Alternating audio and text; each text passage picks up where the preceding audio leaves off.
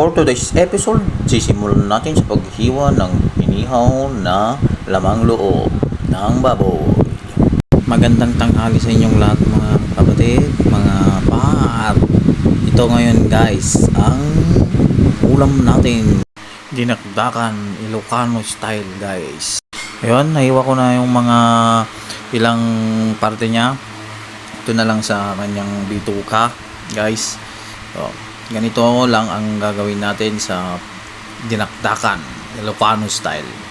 Nag-iwan ako ng sibuyas pula, kahit pula o yung puti, pwede yun guys. Bago ang lahat, kamusta ang mga kaibigan ko dyan?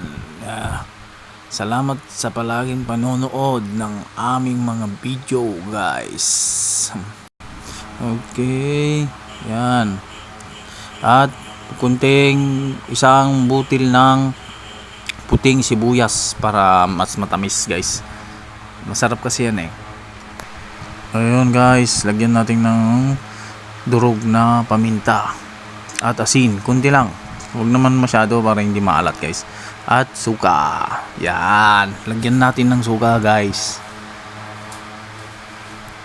Yun. Depende na sa inyong panglasa kung ilang spoon yung ilagay ninyong suka guys. Okay. Salamat guys.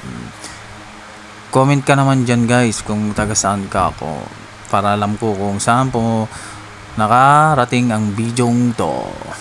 Thank you guys. Yan, halo-haloin lang natin guys hanggang sa kumapit ang lasa. Yan. Wow. Yum, sarap guys. Very very nice. Ganyan lang natin gawin ang dinakdakang Ilocano. Yeah. Madali lang guys, di ba? Okay, yum. Okay yan, pang pulutan, pang ulam. Sarap yan guys. Sarap yan. Kung gusto mong lagyan ng sili, goods guys. Salamat guys. Salamat sa inyong panonood mga par. Thank you. Love you guys. Thank you.